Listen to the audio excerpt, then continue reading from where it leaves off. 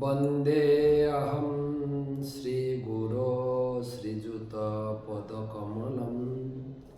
श्रीगुरून् वैष्णवांश्च श्रीरूपं साग्रजातं सहगणरघुनाथान्वितं तं सजीवं साद्वैतं सावधूतं परिजनसहितं कृष्णचैतन्यदेवं श्रीराधाकृष्णपादान् सहगण ललिता श्रीविशाखान्वितांश्च नमो ॐ विष्णुपादाय कृष्णप्रेष्ठाय भूतले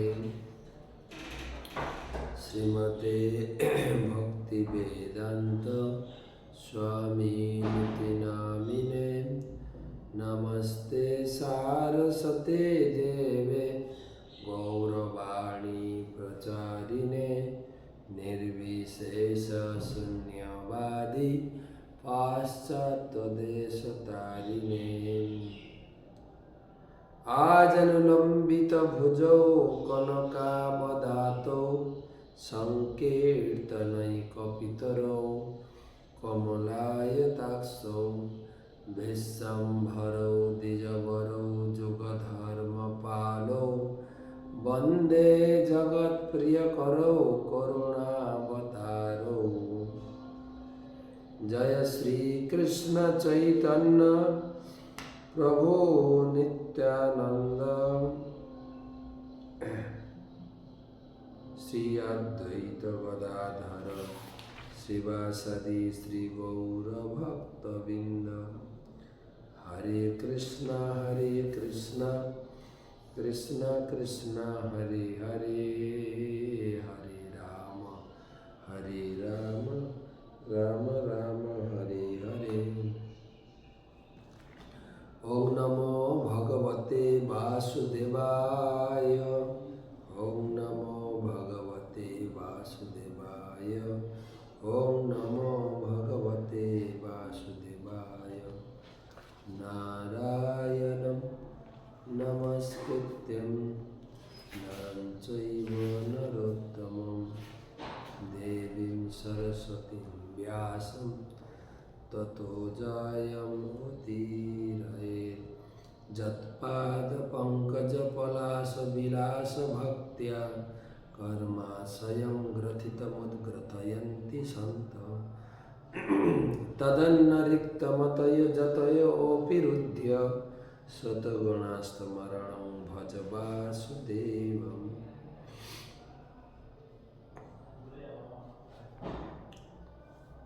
तमादिदेवं करुणानिधानं तमालवर्णं सुहितावतारम् अपार संसार समुद्रसेतुं भजामहे भागवत स्वरूपं। ग्रंथराज श्रीमद्भागवतम चतुर्थ स्कंधे चतुर्विंशति अध्याय त्रयोचत्वारिंशतितम श्लोक থেকে আবার পাঠ শুরু করলাম। ফিরে এলাম ভাগবত রসমাধুরীতে। আলোচনা প্রসঙ্গ মহাদেব শিব রুদ্রের উপদেশ প্রচেতাদের প্রতি। সেই উপলক্ষে আজকে 829তম ভাগবত রসমাধুরী সেমিনার।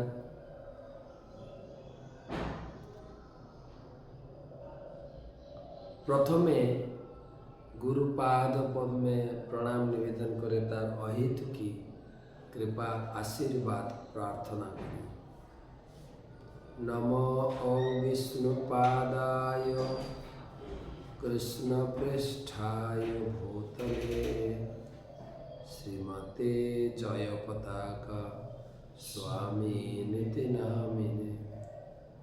নমো আচার্যপাদায় নিতাই কৃপা প্রদায়িনে গৌরকথা ধামদায় নগর গ্রাম তারিণে।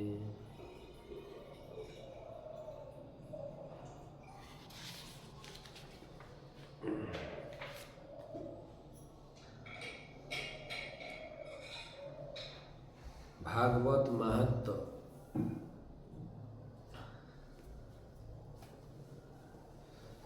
যশ্চ ভাগবতম শাস্ত্রং বাচয়েৎ অর্থতোহনিশম জন্ম কোটিষু কৃতং পাপম নশ্যতে নাত্র সংশয়। যে মানুষ অর্থবোধ সহ সদাই শ্রীমদ্ ভাগবত শাস্ত্র পাঠ করে তার কোটি জন্মের পঞ্জীভূত পাপ নষ্ট হয়ে যায়। তো শুরু করছি আমাদের 43 নম্বর শ্লোক থেকে। শক্তিত্রয় সমেতায় মীঢ় সে অঙ্কিতাত্মনে চেত আকুতি রূপায় নম বাচ বিভূতয়ে। শক্তিত্রয় সমেতায় মীঢ় সে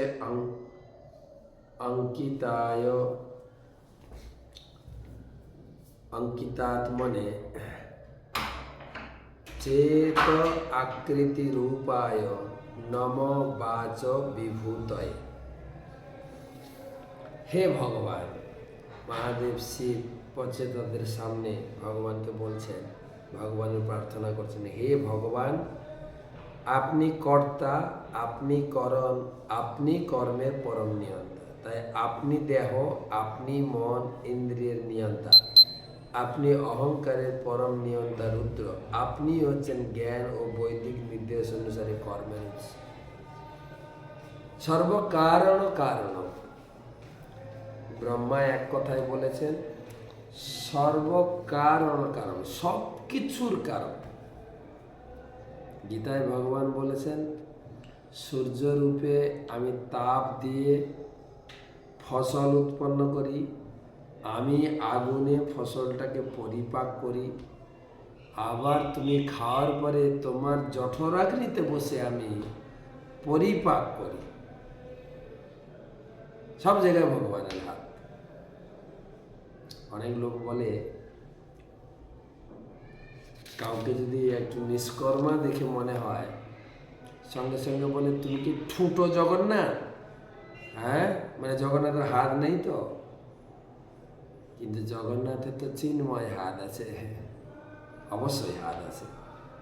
তাই উড়িষ্যার পান্ডারা বলে থাকেন হাত নাহি গোড় নাই, গোড় মানে পা, হাতও নাই পাও নাই, তার কামরও সীমা নাই, তার কর্মেরও সীমাহীন কর্ম। অর্থাৎ এই শ্লোকে শিবজি বলছেন সব কিছুর পিছনে ভগবানের হাত। কে বলছেন? শিব বলছেন, আমি বলছি না।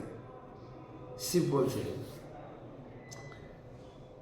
আপনি সব কিছু, আপনি কর্তা, আপনি করণ, আপনি নিয়ন্তা, আপনি দেহ মন ইন্দ্রিয়। আর জীবের ভিতরে যে অহংকার আছে সেটাও আপনি। আপনি হচ্ছেন জ্ঞান এবং বৈদিক উৎস এবং সমস্ত কর্মের উৎস। এগুলো উপলব্ধি, এগুলো বৈদিক শাস্ত্র আদি পড়লে অনুভব করা যায়। আমাদের করণীয় কি এবং কাকে আমরা ভগবান রূপে পূজা করব, শিবজি বলছেন এই কথা। সকলেই অহংকারের দ্বারা পরিচালিত হয়ে কর্ম করে, তাই শিব পরমেশ্বর ভগবানের কৃপার মাধ্যমে অহংকারকে পবিত্র করার চেষ্টা করেছে। যেহেতু শিব বা রুদ্র হচ্ছেন অহংকারের নিয়ন্তা, তাই তিনি ভগবানের কৃপার মাধ্যমে পরোক্ষভাবে শুদ্ধ হতে চাইছেন, যাতে তার প্রকৃত স্বরূপ জাগ্রত হতে পারে। অহংকার। রুদ্র অবশ্যই সর্বদাই আধ্যাত্মিক জ্ঞানে জাগ্রত, কিন্তু আমাদের লাভের জন্য এইভাবে তিনি প্রার্থনা করেছেন। নির্বিশেষবাদীদের কাছে স্বরূপ হচ্ছে অহম ব্রহ্মাস্মি, আমি এই শরীর নয়, আমি আত্মা। কিন্তু তার প্রকৃত স্থিতি থেকে আত্মাকে ভগবত ভক্তির কার্যে অনুষ্ঠান করতে হবে। তাই শিব প্রার্থনা করেছেন যাতে তার মন ও কর্ম বৈদিক শাস্ত্রের নির্দেশ অনুসারে পরমেশ্বর ভগবানের ভক্তিতে যুক্ত হতে হবে। তিনি সব কিছু। আর যা কিছু আমরা করি, কোনো কিছু জড় নয়, কিন্তু সব কিছুতে ভগবানের শক্তি আছে। আমরা কখনো কখনো ভাগ করি না, এটা জড়, এটা চিন্ময়, এটা জাগতিক, এটা পারমার্থিক। কোনো কিছু জাগতিক নেই। যদি আমার মন শুদ্ধ থাকে, যদি আমার চেতনা শুদ্ধ থাকে, তাহলে আমি অনুভব করব সবের ভিতরে ভগবানকে দর্শন করব, সব কিছুর ভিতরে। সেটাই শিব আমাদের শেখাচ্ছে। সব কিছুর সঙ্গে ভগবানের সংযুক্ত আছে, ভগবান যুক্ত আছে সব কিছুর মধ্যে।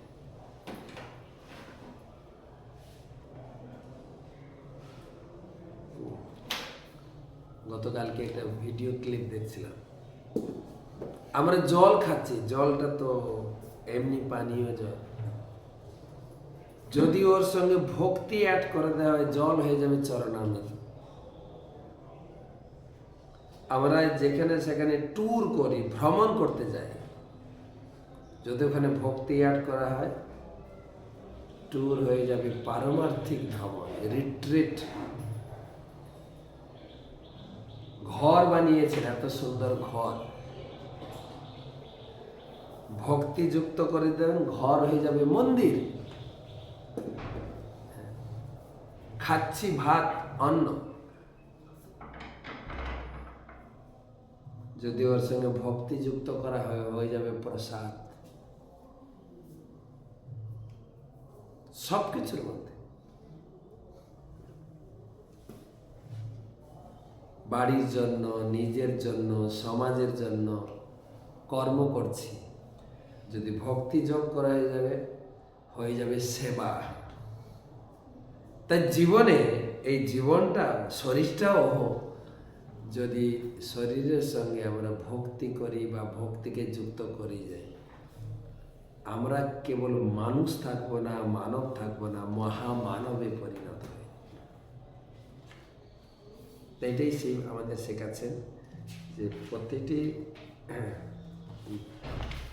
প্রতিটি চিন্তায়, প্রতিটি কর্মে, প্রতিটি বস্তুতে ভগবানকে উপলব্ধি করতে হবে।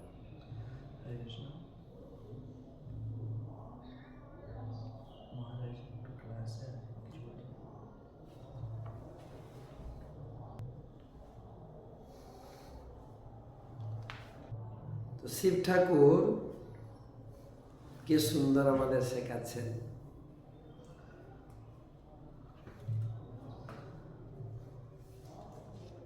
মন, কর্ম উভয়ই বৈদিক শাস্ত্রের নির্দেশ অনুসারে পরমেশ্বর ভগবানের ভক্তিতে যুক্ত হতে হবে।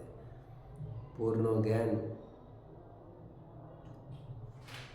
এটি হচ্ছে অহংকারের শুদ্ধ করার পন্থা। চেত শব্দের অর্থ হচ্ছে জ্ঞান। পূর্ণ জ্ঞান ব্যতীত যথাযথভাবে কর্ম করা যায় না।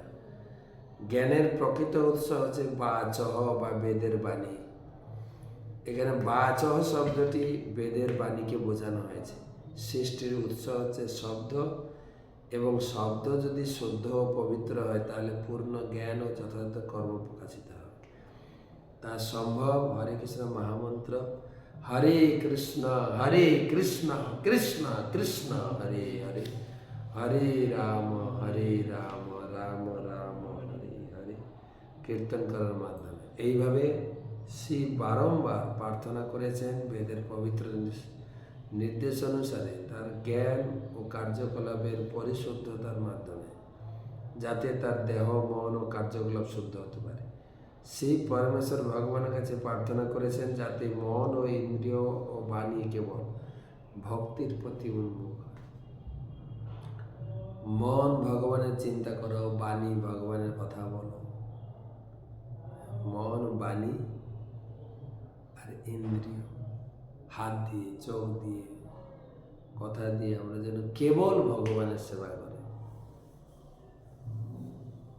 শিব ঠাকুর প্রচেতাদের মাধ্যমে আমাদের শেখাচ্ছে। দর্শনম ন দিদিক শূণম देहि भागवतार्चितं रूपं प्रियतमं सानं सर्वेन्द्रियगुणाञ्जनं दर्शनं नो दृदिक्षुणां देहि भागवतार्चितं रूपं प्रियतमं सानं সর্বেন্দ্রিয় গুণাঞ্জনম। হে ভগবান, আমি আপনার সেই রূপ দর্শন করতে চাই যা আপনার অত্যন্ত প্রিয় ভক্তরা আরাধন করেন। আপনার অন্য বহু রূপ রয়েছে, কিন্তু আমি বিশেষভাবে সেই রূপ দর্শন করতে চাই যা ভক্তদের অত্যন্ত প্রিয়। দয়া করে আপনি আমার প্রতি প্রসন্ন হয়ে সেই রূপ প্রদর্শন করুন, কারণ ভক্তদের আরাধ্য সেই রূপই কেবল ইন্দ্রিয়ের সমস্ত আবেদনগুলি পূর্ণরূপে তৃপ্তি হতে পারে।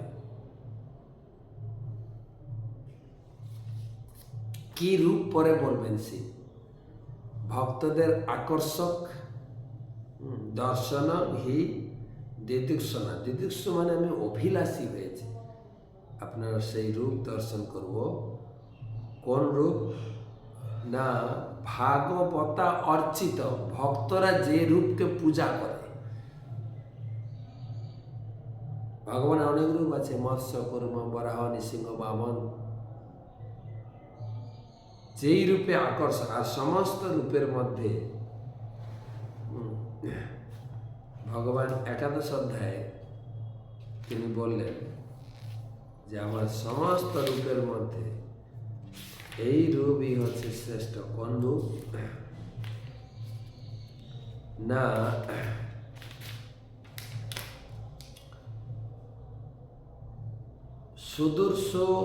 সুদূরদর্শম ইদম রূপম দৃষ্টবানসি জন্মম দেবা অপস্বরূপস নিত্যম দর্শনাকাঙ্ক্ষী।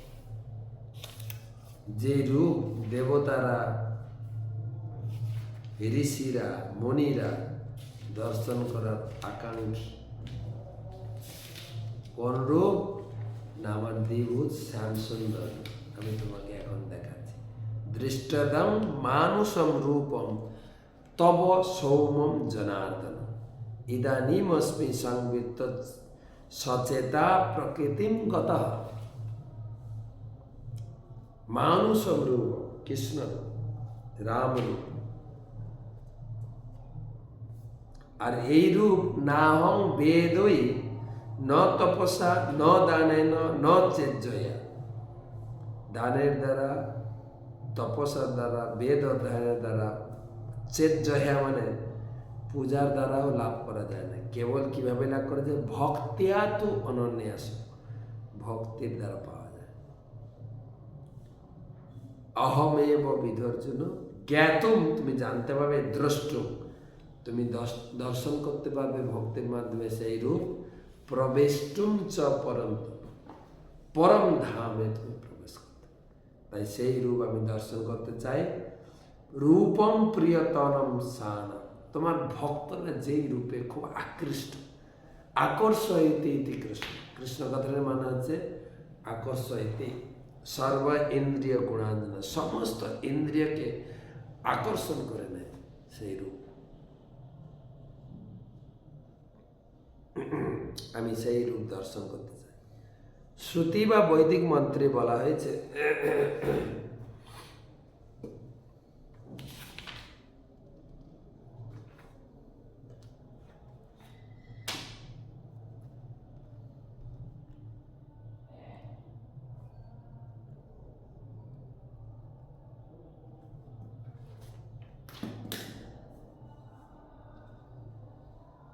শ্রুতি বা বৈদিক মন্ত্রে বলা হয়েছে যে পরম সত্য হচ্ছেন সর্বকাম, সর্বগন্ধ, সর্বরস। পক্ষান্তরে বলা যায় যে রস বৈশ, তিনি সমস্ত আস্বাদনীয় সম্পর্কে রসের উৎস। আমাদের বিভিন্ন ইন্দ্রিয় রয়েছে, দর্শনেন্দ্রিয়, রসনেন্দ্রিয়, ঘ্রাণেন্দ্রিয়, স্পর্শেন্দ্রিয় ইত্যাদি। এবং ইন্দ্রিয়গুলি যখন ভগবানের সেবায় যুক্ত হয় তখন আমাদের ইন্দ্রিয়ের সমস্ত প্রবণতাগুলি তৃপ্ত হয়ে যায়। হিসিকেশ হিসিকেন সেবনম ভক্তি উচ্চতে। ভক্তির অর্থ হচ্ছে সমস্ত ইন্দ্রিয়গুলোকে ইন্দ্রিয়ের ঈশ্বর হৃষিকেশের সেবায় নিযুক্ত করা। আমাদের জড় ইন্দ্রিয়গুলি কিন্তু কখনো ভগবানের সেবায় যুক্ত হতে পারে না, তাই সমস্ত উপাধি থেকে মুক্ত হতে হয়। সর্ব উপাধি বিনির্মুক্তম তৎপরত্বেন নির্মলম। সমস্ত উপাধি বা অহংকার থেকে মুক্ত হয়ে শুদ্ধ হতে হয়। আমরা যখন আমাদের ইন্দ্রিয়গুলি ভগবানের সেবায় যুক্ত করি, তখন ইন্দ্রিয়ের বাসনা বা প্রবণতাগুলি পূর্ণরূপে তৃপ্ত হয়। শিব তাই ভগবানের সেই রূপ দর্শন করতে চেয়েছেন যা বৌদ্ধ দার্শনিকদের চিন্তার অতীত। নির্বিশেষবাদী শূন্যবাদীদের পরম সত্যের রূপ দর্শন করতে হয়। বৌদ্ধ মন্দিরে ধ্যানমগ্ন বুদ্ধদেবের মূর্তি থাকে, কিন্তু বৈষ্ণব মন্দিরে ভগবান যেভাবে পূজিত হন, রাধাকৃষ্ণ, সীতারাম, লক্ষ্মীনারায়ণ, সেইভাবে তাদের পূজা করা হয় না। বিভিন্ন বৈষ্ণব সম্প্রদায়ে রাধাকৃষ্ণ অথবা লক্ষ্মীনারায়ণ পূজা করা হয়। সেই ভগবানের পূর্ণরূপ সেইভাবে দেখতে চেয়েছিলেন, ঠিক যেভাবে ভক্তরা তা পূজা করেন এবং ভক্তরা যেভাবে সেই রূপে আকৃষ্ট। রূপম প্রিয়তমম স্বানাম শব্দগুলি বিশেষ ইঙ্গিত করছে যে সেই ভগবানের সেই রূপ দর্শন করতে চান যা ভগবানের অত্যন্ত প্রিয়। স্বানাম শব্দটি বিশেষ তাৎপর্যপূর্ণ, কারণ ভক্তরা কেবল ভগবানের অত্যন্ত প্রিয়, জ্ঞানী, যোগী ও কর্মীরা ভগবানের অতটা প্রিয় নয়, কারণ কর্মীরা তাদের আবশ্যকতাগুলির সরবরাহকারী রূপে ভগবানকে দেখতে চায়। জ্ঞানীরা তাকে দর্শন করতে চায়। তার সঙ্গে এক হয়ে যাওয়ার জন্য যোগীরা তাকে হৃদয়ে আংশিকভাবে প্রকাশমান পরমাত্মা রূপে দর্শন করতে চায়, কিন্তু ভক্তরা তাকে তার পূর্ণ স্বরূপে দর্শন করতে চায়, যা ব্রহ্মসংহিতাতে বলা হয়েছে বেনুম কনন্তমরবিন্দ দলায়তাক্ষন বর্ধাবতম সমসিতাম বুধ সুন্দরাঙ্গম কন্দার্পকোটি কমনীয় বিশেষ শোভম গোবিন্দমাদি পুরুষম তমহং ভজামি। আমি আদি পুরুষ গোবিন্দের ভজনা করি, যিনি বংশী বদনে অত্যন্ত নিপুণ, যার নয়ন স্ফুটিত কমল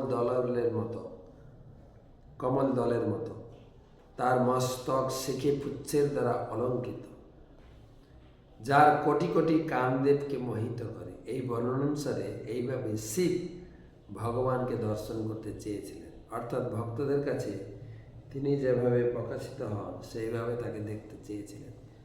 তাৎপর্য এই যে শিব ভগবানকে তার পূর্ণ স্বরূপ দর্শন করতে চেয়েছিলেন, নির্বিশেষবাদী বা শূন্যবাদীর মতো তাকে দর্শন করতে চাননি। ভগবান যদিও তার বিবিধ রূপে এক, অদ্বৈতম, অচ্যুত, অনাদি, অনন্ত রূপ, তব গোপীজন বল্লভ রূপে এবং গোপ বালক রূপে সখাদের সঙ্গে তার কৈশোর মূর্তি তার পরম পূর্ণ স্বরূপ।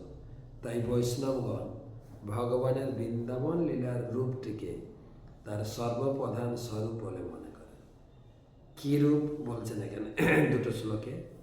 স্নিগ্ধ প্রাবেণ ঘনশ্যামম সর্বসৌন্দর্য সংগ্রহম চার্বায়ত চতুর্বাহু সুজাত রুচিরাননম পদ্মকোশ পলাশাখ্যম সুন্দরভ্রু সুনাসিকম সুদিজম শুকপলাস্যম সমকর্ণ বিভূষণম। স্নিগ্ধ প্রাবেণ ঘনশ্যামম সর্বসৌন্দর্য সংগ্রহম চার্বায়ত চতুর্বাহু সুজাত রুচিরাননম পদ্মকোশ পলাশাক্ষম সুন্দরভ্রু সুনাসিকম সুদিজম শুকপলাস্যম সমকর্ণ বিভূষণম। ভগবানের রূপ বর্ষার সুন্নিগ্ধ মেঘের মতো ঘনশ্যাম বর্ণ। বর্ষার ধারা যেমন স্নিগ্ধ, তার দেহের সৌন্দর্য তোমার স্নিগ্ধ। নিঃসন্দেহে তিনি হচ্ছেন সমস্ত সৌন্দর্যের সমষ্টি। ভগবানের চতুর্ভুজ পদ্মপলাশের মতো নেত্র সমন্বিত, তার মুখমণ্ডল অপূর্ব সুন্দর, তার নাসিকা উন্নত, তার হাসি অত্যন্ত মনোহর, তার কপল অত্যন্ত সুন্দর এবং সুন্দর বিভূষিত, তার কর্ণযুগল সমানভাবে সুন্দর। কান বড় ছোট না, কিন্তু মুখমণ্ডলটা সুন্দর হবে কি কি লাগবে না, মুখমণ্ডলের মধ্যে প্রথম সৌন্দর্য হচ্ছে নেত্র পদ্ম পলাশের মতো এবং আকর্ণ বিস্তৃত, অপূর্ব সুন্দর। আমাদের লোকগীতে গানে গায় চোখ দুটো টানা টানা, কিন্তু আকর্ণ, খুব বড় চোখ, কান পর্যন্ত বিস্তৃত। আমাদের দেখা যায়, সাধারণ মানুষের ক্ষেত্রে দেখা যায়, কিছু লোকের চোখ খুব অত্যন্ত সুন্দর, আবার কিছু লোকের চোখ ছোট হয়ে গেছে। কোন জাতির লোক আমি বলছি না, ওটা আপনারা বুঝতে পারছেন। আর হচ্ছে মুখমণ্ডল অপূর্ব সুন্দর, নাসিকা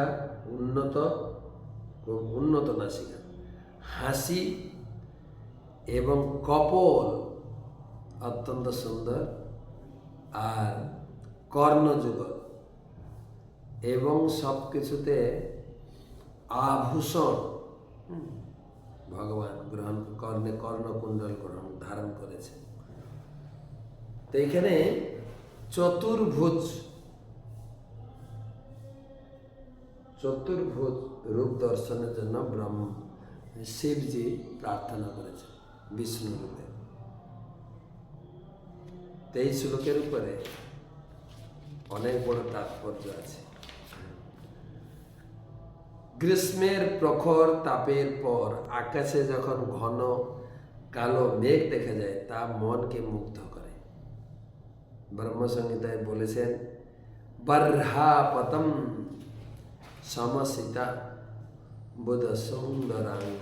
ভগবান তার কেশে ময়ূরের পুচ্ছ ধারণ করেন, তার অঙ্গকান্তি ঠিক বর্ষার জল ভরা মেঘের মতো শ্যামবর্ণ, তার রূপ অত্যন্ত সুন্দর ও স্নিগ্ধ, গন্ধর্ব কোটি কমনীয়। আমাদের ভগবানের রূপ যে কেমন, কতটা আকর্ষণীয়, ভগবানকে দর্শন করলে চিত্ত কতটা প্রসন্ন হয়, এটা জাগতিক উদাহরণ দিয়ে বোঝানো হয়েছে। যেরকম প্রচণ্ড খরা হয়েছে, বহুদিন ধরে বৃষ্টি হচ্ছে না, আর ঘামে ঘরেও গরম, বাইরে গরম, রাস্তাঘাটে গরম, গাড়ি ঘোড়ায় চলায় গরম, ঘেমে টইটু।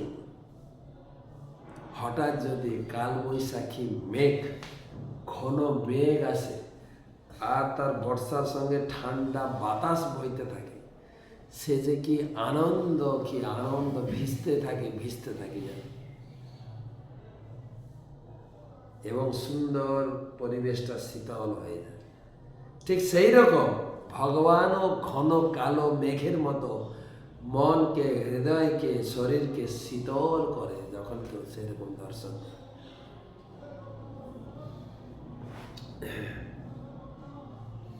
কি সুন্দর দৃষ্টান্ত দিয়ে ম্যাচিং করেছেন আমাদের বোঝানোর জন্য। কৃষ্ণের সৌন্দর্য এতই মনোমুগ্ধকর যে কোটি কোটি কন্দর্পের সঙ্গে তুলনা করা চলে না। কন্দর্প কামদেবের আরেক নাম হচ্ছে মদন। কামদেব সুন্দরের দ্বারা জগৎকে মোহিত করে। পুরুষের কাছে সুন্দরী, এবং স্ত্রীর কাছে সুন্দর রূপে মনকে আকৃষ্ট করে। তো কামদেবের এক নাম হচ্ছে মদন, আর ভগবানের নাম হচ্ছে মদন মোহন, যে মদনকেও আকর্ষণ করে, কামকেও আকর্ষণ করে, এত সুন্দর। সেটাই প্রভুপাদ বলছে। সাধারণত ভগবানের আরাধনা শুরু হয় বিষ্ণু রূপে ভগবানের রূপ সমস্ত ঐশ্বর্যে বিভূষিত।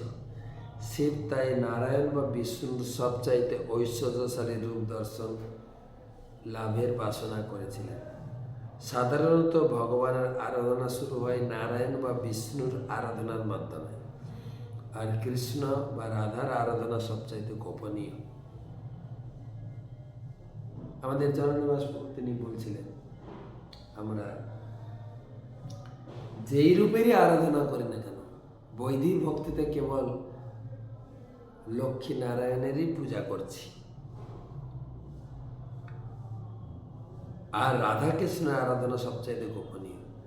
ভগবান নারায়ণের আরাধনা হয় পঞ্চরাত্রিক বিধির দ্বারা, আর শ্রীকৃষ্ণের আরাধনা হয় ভাগবত বিধির দ্বারা।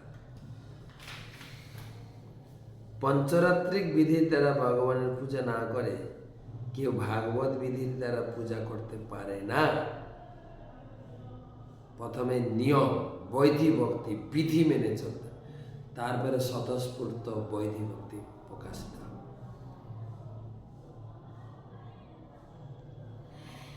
প্রকৃতপক্ষে নবীন ভক্তরা পঞ্চরাত্রিক বিধির দ্বারা, যা পঞ্চরাত্রের যে সমস্ত বিধিবিধান রয়েছে তার দ্বারা ভগবানের পূজা করেন। নবীন ভক্তরা রাধা কৃষ্ণের আরাধনা করতে পারে না, তাই মন্দিরে বিধিবিধানের দ্বারা লক্ষ্মী নারায়ণের পূজা। আপনি প্রশ্ন করতে পারেন না যে শিব ঠাকুর কৃষ্ণ রূপ দেখতে না চেয়ে কেন চতুর্ভুজ নারায়ণ রূপ দেখতে চেয়েছিলেন? প্রভুপাদ সেটারই আমাদেরকে বোঝানোর চেষ্টা করছে। আমরা রাধা কৃষ্ণের সেবা করলেও প্রকৃতপক্ষে রাধা কৃষ্ণের সেবা করছি না। রাধা কৃষ্ণের মাধ্যমে লক্ষ্মী নারায়ণ বৈদিক ভক্তির সেবা গ্রহণ করছেন, ধীরে ধীরে রাধা কৃষ্ণের সেবা শিখ।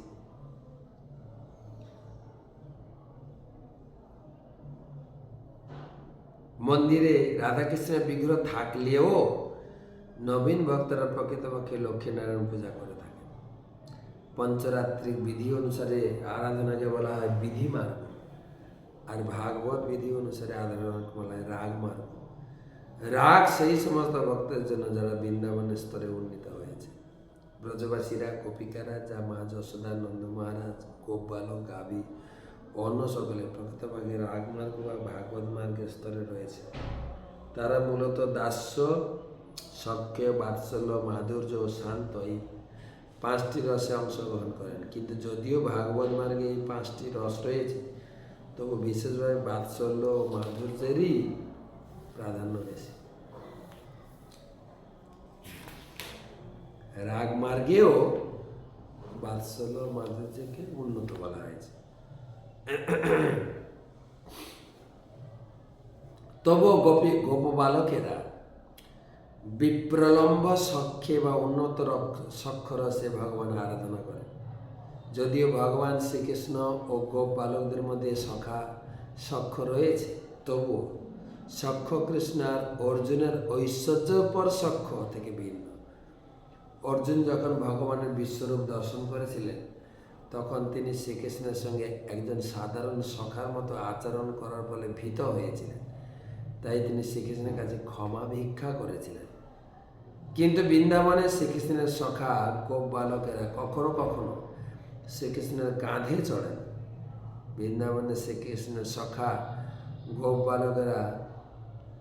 বালকদের শ্রীকৃষ্ণের সঙ্গে তারা সমকক্ষের মতো আচরণ করেন, কিন্তু যেভাবে তারা পরস্পরের সঙ্গে আচরণ করে থাকেন এবং তারা কখনই তার ভয়ে ভীত নন, অথবা তারা কখনো তার কাছে ক্ষমা ভিক্ষা করেন না।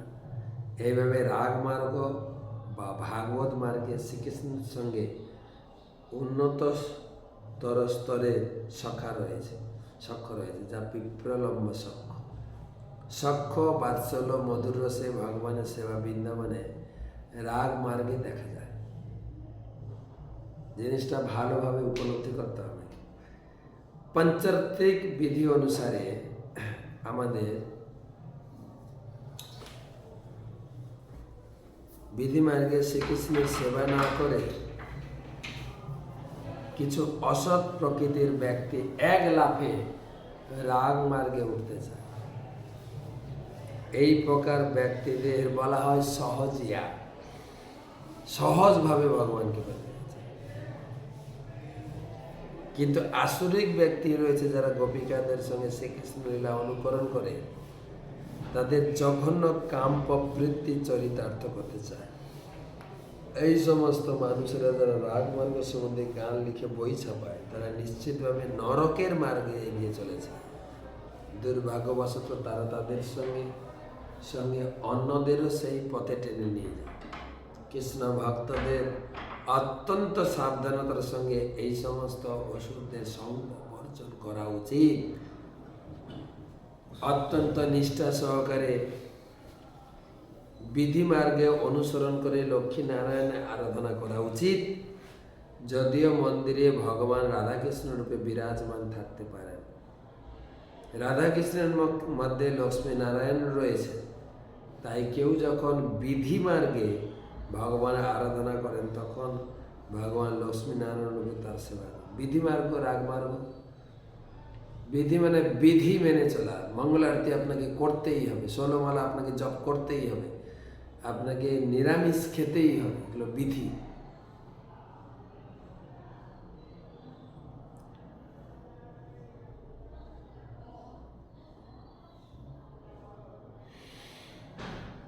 ভক্তি রসামৃত সিন্ধু গ্রন্থে রাধাকৃষ্ণ লক্ষ্মীনারায়ণ বিধি মার্গে সেবা করার সমস্ত নির্দেশ পূর্ণভাবে দেওয়া হয়েছে।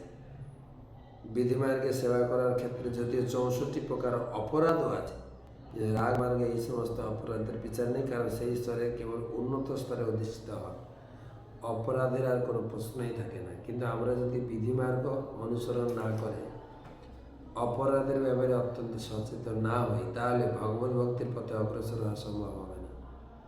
শ্রীকৃষ্ণের সৌন্দর্য বর্ণনা করে শিব চারবায়ত চতুর্বাহ সুজাত চুরিনা রুচিরাননম পদটি ব্যবহার করেছেন, অর্থাৎ তিনি লক্ষ্মীনারায়ণ বা বিষ্ণুর সুন্দর চতুর্ভুজের বর্ণনা করেছেন।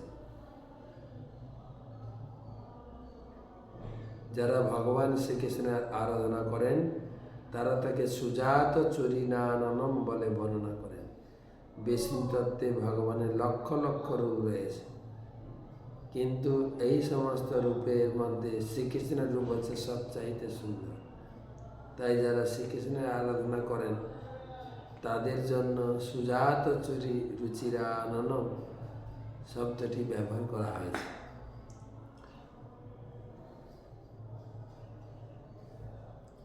তো কেন শিব বিষ্ণু রূপ দেখতে চাইলেন প্রভুপাদ আমাদের বারে বারে বোঝাতে চাইছেন। শ্রী বিষ্ণুর 4টি হাতের বিভিন্ন উদ্দেশ্য রয়েছে। তার 2টি হাতে তিনি পদ্ম শঙ্খ ধারণ করেন যা ভক্তদের জন্য, অপর 2টি হাতে চক্র গদা ধরে, সেগুলো অসুরদের জন্য। প্রকৃতপক্ষে ভগবানের সবকটি হাতই মঙ্গলময়। তার তিনি শঙ্খ ফুল অথবা গদা চক্র যাই ধারণ করুন না কেন, বিষ্ণুর চক্র আর গদার দ্বারা নিহত অসুরেরা চিৎ জগতে উন্নীত হয়। ঠিক যেভাবে ভগবানের ভক্তরা পদ্ম শঙ্খ ধারণকারী হস্তের দ্বারা রক্ষিত হয়, কিন্তু অসুরেরা চিৎ জগতে উন্নীত হয়ে নির্বিশেষ ব্রহ্মজ্যোতিতে অবস্থান করে, কিন্তু ভক্তরা বৈকুণ্ঠ লোকে প্রবেশ করে। তাই যারা ভগবান শ্রীকৃষ্ণের ভক্ত তারা অচিরেই গোলক বৃন্দাবনে উন্নীত হয়। ভগবানের সৌন্দর্য বর্ষার সঙ্গে তুলনা করা হয়েছে, কারণ বর্ষাকালে যখন বৃষ্টি হয় তখন মানুষের কাছে অধিক থেকে অধিকতর মনোহর বলে মনে হয়। গ্রীষ্মকালে প্রখর তাপের পর বর্ষা ঋতু মানুষের কাছে অত্যন্ত আনন্দদায়ক। প্রকৃতপক্ষে গ্রামের লোকেরা তাদের ঘর থেকে বেরিয়ে আসে সেই বর্ষার ধারা উপভোগ করা যায়। আমি তো করি, বর্ষাকালে দাঁড়িয়ে ভিজবো, খুব সুন্দর। আর আমাদের ছেলে ছোকরা তো বল নিয়ে খেলা শুরু করে, ফুটবলটা খেলা যাবে যখন বর্ষা হয়।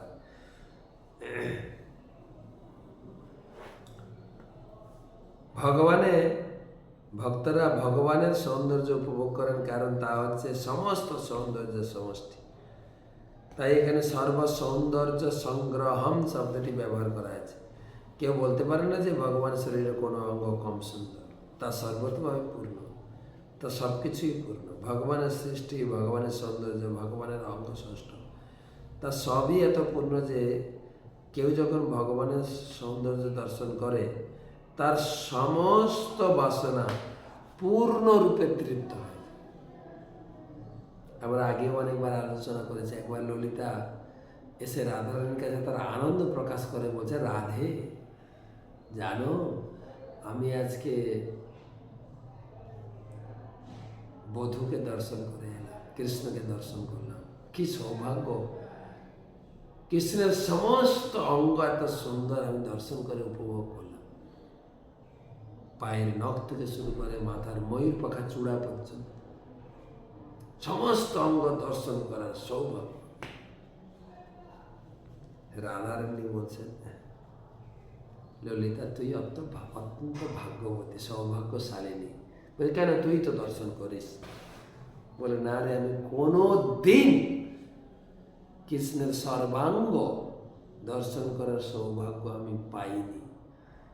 শ্রীকৃষ্ণের যে অঙ্গে আমার দৃষ্টি পড়ে, তার মুখপদ্মে, তার যদি চরণে, যেখানে আমি দর্শন করি, সেই এত সুন্দর কৃষ্ণের প্রত্যেকটি অঙ্গ যেখানে আমার নজর পড়ে সেইখানেই নজরটা আটকে যায়, আর সরতে চায় না।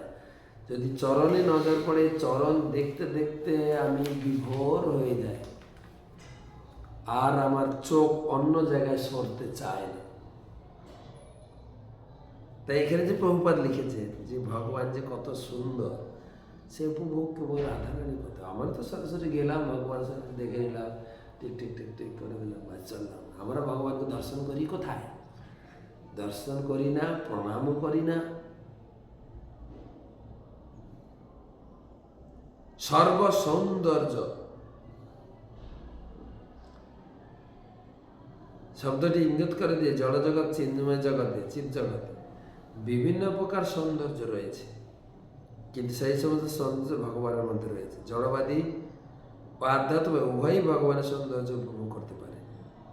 যেহেতু ভগবান সুর ও অসুর, জড়বাদী, আধ্যাত্মবাদী সকলকে আকর্ষণ করে, তাই তার নাম কৃষ্ণ। তেমনি তার ভক্তরাও তাকে সকলকে আকর্ষণ করে। ভগবান যাকে কৃপা করেন সে তার প্রতি আকৃষ্ট হতে পারে, সে ভক্তি হতে পারে, ভগবানের অহেতুকী কৃপা। আমি প্রচারে গিয়ে দেখেছি, একজন লোক বলছেন, আপনাদের মন্দিরে যে ঠাকুর আছে না, ওই জন্য আমাকে সবসময় টানে। একবার গিয়েছিলাম, এত সুন্দর, আমার মনে সবসময় পড়ে, আমাকে টানে। ষড়গোস্বামী সূত্রে উল্লেখ করা হয়েছে, ধীরা ধীর প্রিয় জনপ্রিয়।